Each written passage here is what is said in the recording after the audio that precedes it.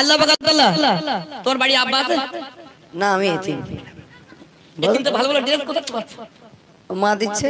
আব্বা মা আছে কিনা তাই বল। না আমি এতিম। তোমার বাপ মা যদি না থাকতো তোমার বোনটা কোথা থেকে পেয়েছে?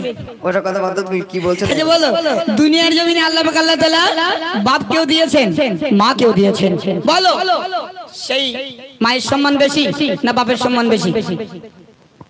এবার আমি একটা কথা বলি, প্রতিদিন এই ঝামেলা টামেলা আর ভালো লাগে। আমার ঝামেলা না করলে পেটের ব্যথা হজম হয় না।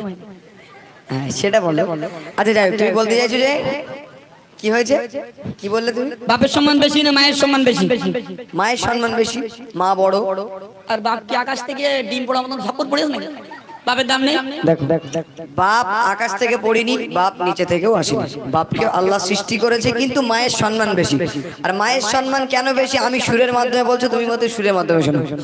চলো অফিসার থাকে তুমি হেরে যাবে সেই কথা বল। আচ্ছা তার আগে একটা কথা বলে, আচ্ছা বুড়ো গোটে লিবো, মাকে কারা কারা ভালোবাসো একটু ছেড়ে হাত তুলে দেখি। পেছনে বাপরে মাথা ইট মারবো। পাম দেবে না বলতেছি, মতুর এমনি হেরে গে শেষ, মতুর শেষ। তুমি সুরের মাধ্যমে শোনো। চলো চলো শোনো শোনো ও মতিউর, শোনো শোনো ও মতিউর, কান খুলে শোনো, মা বড় না বাপ বড়, তুমি একটু বলো, মা বড় না বাপ বড়, তুমি একটু বলো। শোনো শোনো ও মতিউর, কান খুলে শোনো, মা বড় না বাপ বড়, তুমি একটু বলো, মা বড় না বাপ বড়, তুমি একটু বলো।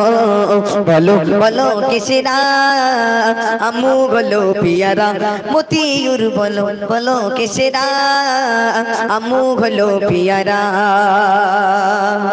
বলো কে বড়?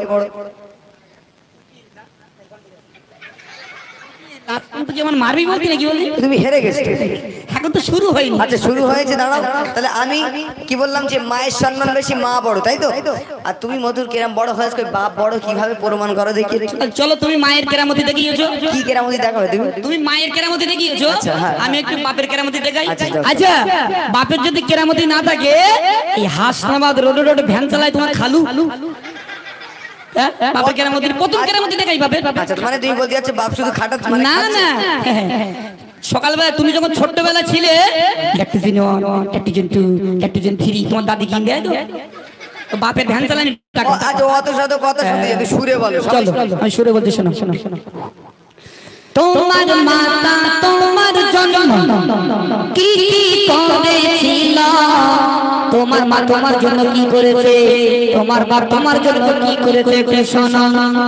তোমার মাতা তোমার জন্ম বলো কি কি করেছিল, তোমার পিতা তোমার জন্য রোদে খেটেছিল, অগরোদে খেটেছিল।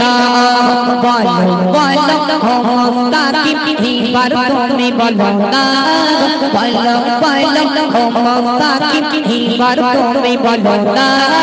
বাপ বড় না মা বড়, উত্তর তুমি দাও না। বলো বলো কিসেরা আবু বলো পিয়ারা, মুস্তাকিম বলো বলো কিসেরা আবু বলো পিয়ারা।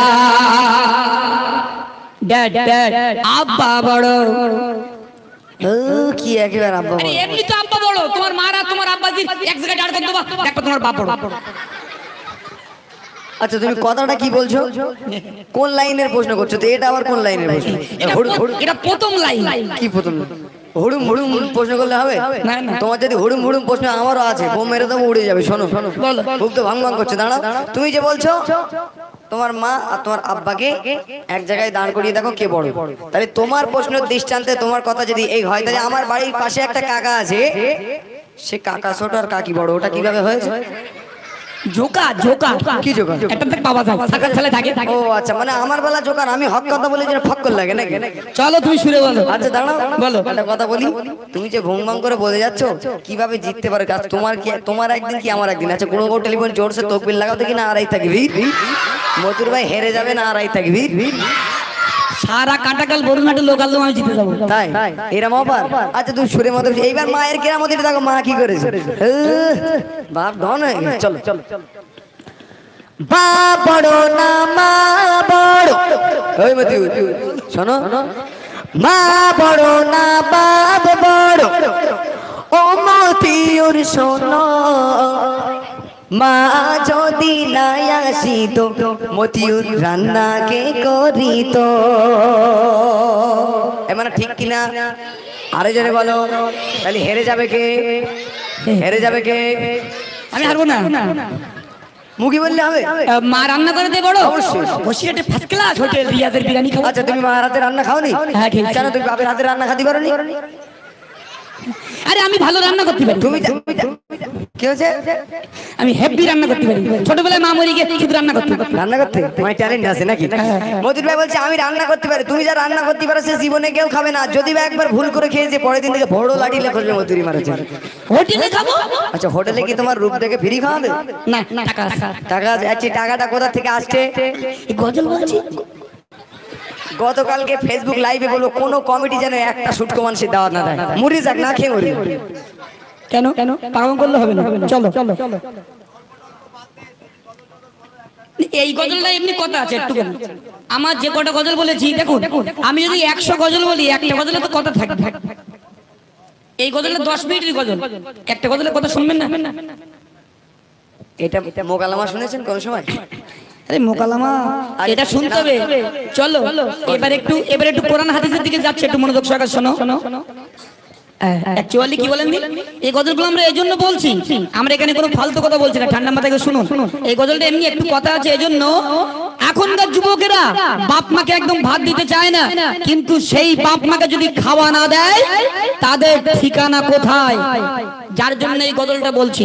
চলো একটু এগিয়ে যাই। চলো মুস্তাকিম শুরু কর। আচ্ছা চলো। এইবার যে এত রকম প্রশ্ন করেছো, আচ্ছা তুমি যখন ছোটবেলায় ছোট ছিলে কার গর্ভে ছিলে? মায়ের গর্ভে ছিলাম। কেন ঘুরিয়ে বলো? আবার পাক দেয় হিসাবে তো তাই বল। মায়ের গর্ভে ছিলাম। মায়ের গর্ভে ছিলে? সত্যি কথা তো? আচ্ছা তুমি যে মায়ের গর্ভে 10 মাস 10 দিন ছিলে, কত যন্ত্রণা, কত বেদনা, কত কষ্ট দিয়েছো। তুমি মতি যখন দুনিয়ার জমিনে ভূমিষ্ঠিত অর্থাৎ ভ্রমণ করেছো, তুমি সেই মায়ের দুধ না খেয়ে নেড়ে বিস্কে খাতে পারোনি? আব্বাজি গোস্ত মাছ কিনে এনে আম্মাজির কাছে দেয়, আম্মাজি রান্না করে, সেই রান্না আম্মাজি খায়, স্তনে দুধ আসে, আমি মতিউর খাই। এও বাপের টাকা, বাপের দাম নেই। আচ্ছা অত শত কথাটা তুমি সুরের মাধ্যমে শুনো। এতক্ষণ অনেক রকম প্রশ্ন করেছো, এবার নবী সাল্লাল্লাহু আলাইহি ওয়াসাল্লাম হাদিস পাকের মধ্যে কি ঘোষণা করছে সুরের মাধ্যমে শুনো। চলো দয়ার নবী হাদিস পাকে, দয়ার নবী হাদিস পাকে করিলেন ঘোষণা, মায়ের সেবা 3 বার করো, বাপের সেবা একবার। এইবার বলো দেখি। আচ্ছা দয়ার নবী শোনার জন্য জানিয়েছেন সারা পশ্চিমবাংলা মুসলমান জানে বাপের সেবা 1 বার আর মায়ের সেবা 3 বার। এটা আমিও জানি। আচ্ছা চলো মা এখানে এক জায়গায় বড় বলো, আল্লাহ পাক আল্লাহ তাআলা দুনিয়ার জমিনে সর্বপ্রথম মেয়ে ছেলেকে পাঠিয়েছিল না বেটা ছেলেকে দিয়েছিল? বেটা ছেলেকে দিয়েছিল। বেটা ছেলের নাম কি? আদম আলাইহিস সালাম। আদম আলাইহিস সালাম। কেন মাকে আগে দেয়নি কেন? সব জিনিসের একটা সিস্টেম আছে। আচ্ছা বলো আদম আলাইহিস সালামের স্ত্রীর নাম কি? মা হাওয়া। মা হাওয়ার জান্নাত কোথায়? আদম আলাইহিস সালামের পায়ের তলায়। তাহলে মা কি বড় হলো? এখানে তো বাপের দরকার। এমন মা হেরে যাবে? মায়ের সম্মান কম? আচ্ছা তুমি মতি তোমার জান্নাত কোথায়? আমার মায়ের পায়ের তলায়। কেন তোমার বাবার পায়ের তলায় হয়নি? আবার পাক দেয় হিসেবে তো তাই বল। তোমার মায়ের জান্নাত কোথায়? আমার বাবার পায়ের তলায়। তাহলে সমান সমান। তো শুধু বলতে হেরে গেছে লেবে যাও। তবে অত শত কথা না, এতক্ষণ হেরেছিলে।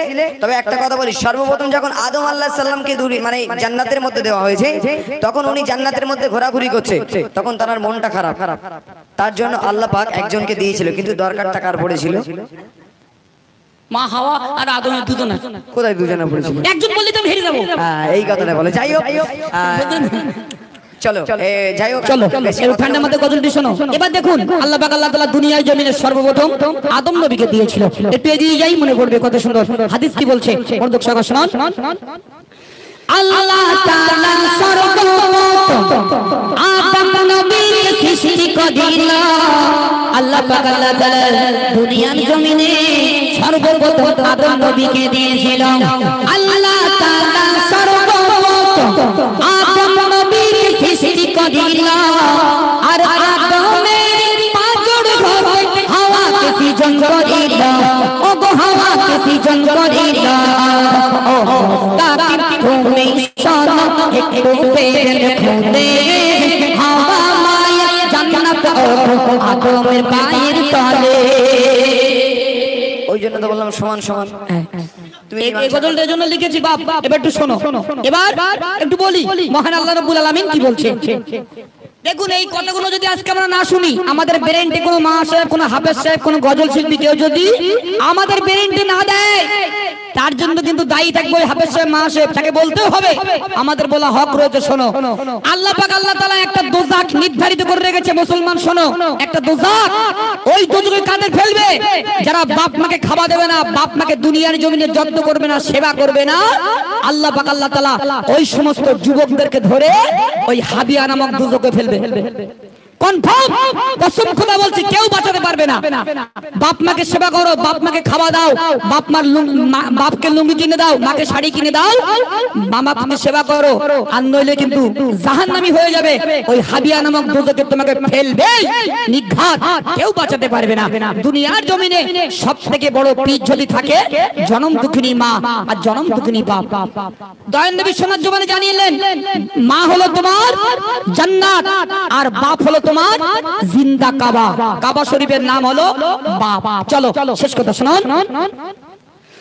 গোল আটির যুবকেরা একটু বলি শোনো না, গোল আটির গ্রামবাসীরা একটু বলি শোনো না, মায়ের সেবা করবে তোমরা, বাপকে যে ভুলো না, ও গো বাপকে যে ভুলো না, মা যে তোমার ভাবছে তোমার জিন্দা কাবা, মা যে তোমার জান্নাত, ভাবছে তোমার জিন্দা কাবা, মা যে তোমার জান্নাত।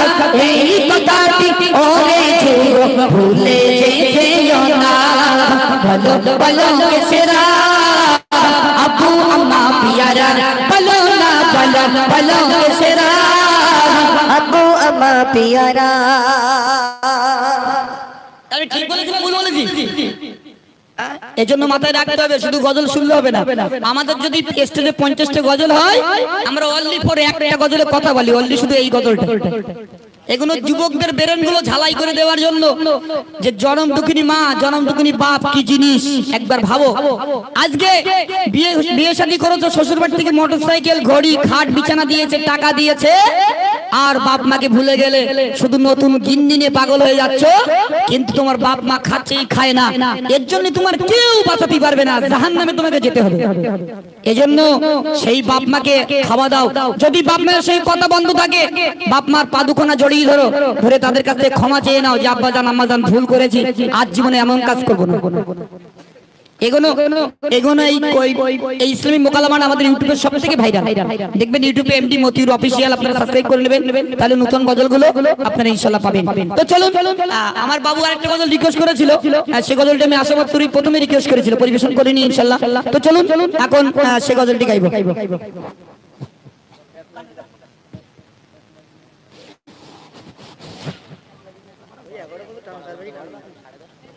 আচ্ছা চলো তো বন্ধুরা একটা রিকোয়েস্ট রয়েছে, তো চলুন সাইফুদ্দিন আমিনীর গজল, সেই গজলটা খুব সুন্দর গজল ইনশাআল্লাহ। ওই সুরে আমি লিখেছিলাম, যুবক তুমি কোথায় চলো, কোথায় তোমার ঠিকানা।